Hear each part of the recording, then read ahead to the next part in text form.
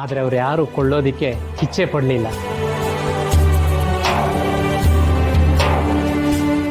ಆಚಾರ್ಯರೇ, ತಾವು ತಪ್ಪು ತಿಳಿಯೋದಿಲ್ಲ ಅಂದರೆ ನಾನೊಂದು ಸಲಹೆ ಹೇಳ್ಬೋದೆ? ಹೇಳಿ ಆಚಾರ್ಯರೇ. ಹೇಗೂ ನೀವು ಒಡವೆ ಮಾರಬೇಕು ಅಂತ ನಿರ್ಧಾರ ಮಾಡಿದ್ದೀರಿ. ಅದೇ ಒಡವೆಯನ್ನು ನನಗೆ ಕೊಟ್ಟು ಈ ಧನವನ್ನು ಸ್ವೀಕರಿಸ್ಬೋದಲ್ಲ? ಖರ್ಚಿಗೆ ಖರ್ಚು ತೂಗತ್ತೆ, ಆರಾಧನೆಯೂ ಆಗತ್ತೆ, ನಮ್ಮ ಆಸೆನೂ ನೆರವೇರುತ್ತೆ, ಹಾಗೆ ನಿಮ್ಮ ವ್ರತವೂ ಭಂಗವಾಗೋದಿಲ್ಲ. ನೋಡಿ, ಇದನ್ನ ಸಾಕ್ಷಾತ್ ಗುರುಗಳೇ ನನ್ನ ಬಾಯಿಂದ ನುಡಿಸ್ತಾ ಇದ್ದಾರೆ ಅಂತ ಅಂದ್ಕೊಳ್ಳಿ. ದಯಮಾಡಿ ಸ್ವೀಕರಿಸಿ.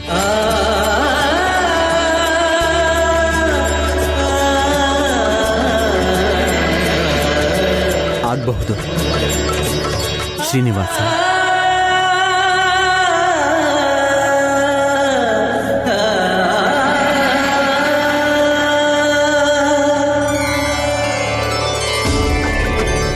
ಆಚಾರ್ಯರೇ, ತಾವು ಒಪ್ಕೊಂಡಿದ್ದು ನನಗೆ ತುಂಬ ಸಂತೋಷವಾಯಿತು. ಆರಾಧನೆ ನಿರ್ವಿಘ್ನವಾಗಿ ಆಗಲಿ. ನಾನಿನ್ನು ಬರ್ತೇನೆ. ಶ್ರೀಹರಿ.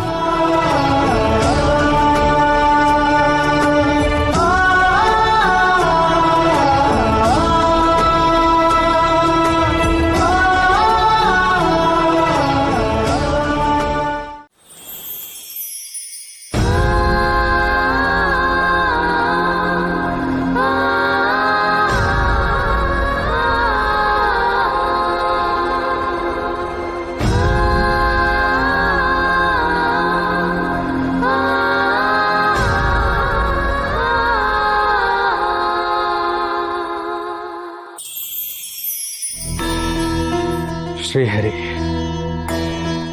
ಶ್ರೀಹರಿ, ವೆಂಕಟನಾಥನಿಗೆ ಯಾಕಪ್ಪ ಇಷ್ಟೊಂದು ಕಷ್ಟಗಳು? ಸುಧೀಂದ್ರರೇ, ಗುರುಗಳೇ, ಶ್ರೀಹರಿ, ಮತ್ತೆ ಗೊಂದಲ. ಗುರುಗಳೇ, ನನ್ನಿಂದ ವೆಂಕಟನಾಥ ಪಡ್ತಿರೋ ಕಷ್ಟಗಳನ್ನ ನೋಡಕ್ಕಾಗ್ತಿಲ್ಲ ಗುರುಗಳೇ. ಅವನು ದೈವಾಂಶ ಸಂಭೂತ ಅಂತ ನೀವು ಪದೇ ಪದೇ ಹೇಳ್ತಾ ಇರ್ತೀರಿ. ಆದರೂ ಅವನಿಗೇಕೆ ಇಷ್ಟೊಂದು ಕಷ್ಟಗಳು? ಸುಧೀಂದ್ರರೇ, ಎಲ್ಲ ಮಹಾನ್ ಪುರುಷರ ಜನನವು ಕಡು ಬಡತನದಲ್ಲಿಯೇ ಪ್ರಾರಂಭವಾಗಿದೆ. ಆದರೆ ವೆಂಕಟನಾಥ ಅಪರಿಗ್ರಹ ವ್ರತವನ್ನು ಕೈಗೊಂಡು ಕಷ್ಟಗಳನ್ನು ತಾನೇ ತಂದುಕೊಂಡಲ್ಲ ಗುರುಗಳೇ. ಸುಧೀಂದ್ರರೇ, ಇದು ಅವನಾಗಿಯೇ ತಂದುಕೊಂಡದ್ದು ಅಲ್ಲ, ಮೂಲ ರಾಮ ಅವನಿಂದ ನುಡಿಸಿದ್ದು. ಆದರೆ ಯಾವ ಕಾರಣಕ್ಕಾಗಿ ಗುರುಗಳೇ? ನಾನು ಈಗಾಗಲೇ ಹೇಳಿದ್ದೇನೆ, ಮಹಾಪುರುಷರಿಗೆ ಕಷ್ಟಗಳ ಅನುಭವ ಇರಬೇಕು. ಕಷ್ಟದಲ್ಲಿ ಇರುವವರ ಜೊತೆ ಬೆರೆಯಬೇಕು. ಅವರ ಕಣ್ಣೀರನ್ನು ಒರೆಸುತ್ತಾ ಶ್ರೀಹರಿಯ ಕೃಪೆಗೆ ಪಾತ್ರರಾಗಬೇಕು. ಆದರೆ ವೆಂಕಟನಾಥ ಪಡುತ್ತಿರುವ ಕಷ್ಟಗಳನ್ನು ನೋಡಿದರೆ? ಸುಧೀಂದ್ರರೇ, ನೋವುಗಳ ಜೊತೆ ನಿಶ್ಚಿಂತೆಯಿಂದ ಬದುಕುವುದೇ ಸಾರ್ಥಕ ಜೀವನ. ಸುಧೀಂದ್ರವೇ, ಪುಟಕ್ಕಿಟ್ಟ ಚಿನ್ನದ ಹಾಗೆ ಬೆಂಕಿಯಲ್ಲಿ ಬೆಂದ ಚಿನ್ನವು ಪರಿಶುದ್ಧವಾಗಿ ಹೊಳೆಯುವಂತೆ ನಮ್ಮ ವೆಂಕಟನಾಥ ಆಧ್ಯಾತ್ಮದ ಜ್ಯೋತಿಯಾಗಿ ಬೆಳಗುತ್ತಾನೆ. ನೀವು ನಿಶ್ಚಿಂತೆಯಿಂದ ಇರಿ.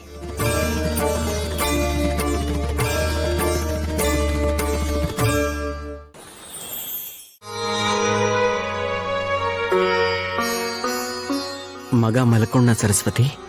ಹೇಗೋ ಕಷ್ಟಪಟ್ಟು ಮಲಗಿಸ್ದೆ ಶ್ರೀಹರಿ.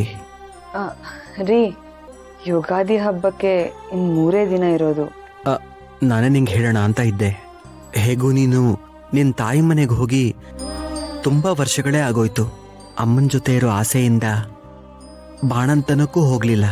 ಹೆರಿಗೆ ಆದ್ಮೇಲಾದರೂ ಕಳಿಸೋಣ ಅಂದರೆ ಅಮ್ಮನೇ ಹೊರಟೋದ್ಲು. ಪಾಪ, ಆವತ್ತಿನಿಂದ ಇವತ್ತುವರೆಗೂ ನನ್ನ ನೋಡ್ಕೊಳ್ಳೋ ಸಲುವಾಗಿ ನೀನೆಲ್ಲಿಗೂ ಹೋಗಲಿಲ್ಲ. ಈ ಸತಿ ಹಬ್ಬಕ್ಕಾದರೂ ಒಂದು 4 ದಿನ ನಿನ್ನ ತವರು ಮನೆಗೋ ಅಥವಾ ನಮ್ಮ ಅಣ್ಣನ ಮನೆಗೋ ಹೋಗ್ಬಿಡ್ಬಾ. ಮಗನಿಗೂ ಖುಷಿ ಆಗುತ್ತೆ, ನಿನಗೂ ಏಕತಾನತೆ ಕಳೆಯುತ್ತೆ. ನೀವು ನನ್ನ ಜೊತೆ ಇರುವಾಗ ನನಗೆಂತ ಏಕತಾನತೆ ಅಂದ್ರೆ? ನಿಮ್ಮನ್ನ ಒಂಟಿಯಾಗ್ಬಿಟ್ಟು ನಾನು ಎಲ್ಲಿಗೂ ಹೋಗೋದಿಲ್ಲ. ಒಂಟಿ ಅಂತ ಯಾಕೆ ಹೇಳ್ತೀಯ ಸರಸ್ವತಿ? ವಿದ್ಯಾಪೀಠದ ಮಕ್ಕಳಿದ್ದಾರೆ, ಶ್ರೀನಿವಾಸ ಪದ್ಮಾವತಿ ಇರ್ತಾರೆ, ಹೇಗೋ ಕಾಲ ಕಳೆಯುತ್ತೆ. ಇಲ್ಲಿ ಉಪವಾಸ ಇರುವಾಗ ನಾನು ಅಲ್ಲಿಗೆ ಹೋಗಿ ಹೋಳಿಗೆ ತಿನ್ಬೇಕಾ? ನೋಡಿ, ನೀವಿದ್ದಲ್ಲೇ ನನಗೆ ಯುಗಾದಿ ದೀಪಾವಳಿ ಎಲ್ಲ. ನಿಮ್ಮ ಪ್ರೀತಿಯ ಸಂಪತ್ತಿರೋವರೆಗೂ ನಾನು ಎಂದಿಗೂ ಬಡವಳಲ್ಲ. ನನ್ನ ಹಬ್ಬದ ವಿಷಯ ಹೇಳಿದ್ದು ಮಕ್ಕಳ ದೃಷ್ಟಿಯಿಂದ ಅಷ್ಟೇ ರೀ. ನನಗೂ ಅದೇ ಯೋಚನೆ ಸರಸ್ವತಿ. ಮಕ್ಕಳು ತಮ್ಮ ತಂದೆ ತಾಯಿ ಜೊತೆ ಇದ್ದಿದ್ರೆ ಹೊಸ ಬಟ್ಟೆ ಉಡ್ತಿದ್ರು, ಹೋಳಿಗೆ ಊಟ ಮಾಡ್ತಿದ್ರು. ಸದ್ಯದ ಪರಿಸ್ಥಿತಿಯಲ್ಲಿ ಅವ್ರಿಗೆಲ್ಲ ಹೊಸ ಬಟ್ಟೆ ಕೊಡಿಸೋ ಅನುಕೂಲ ನಮಗಿಲ್ಲ. ಆದರೆ ಒಂದು ಒಳ್ಳೆ ಊಟನಾದ್ರೂ ಹಾಕೋದು ಬೇಡವೆ? ಅದಕ್ಕೆ ನಾನೊಂದು ನಿರ್ಧಾರಕ್ಕೆ ಬಂದಿದ್ದೀನಿ. ಏನ್ ನಿರ್ಧಾರ ಅಂದ್ರೆ? ಹೇಗೋ ಹಬ್ಬಕ್ಕೆ ಇನ್ನೂ 3 ದಿವಸಗಳಿದೆ. ಹಾಗಾಗಿ 3 ದಿನಗಳು ನಾನು ಕೂಲಿಗೆ ಹೋಗ್ತೀನಿ.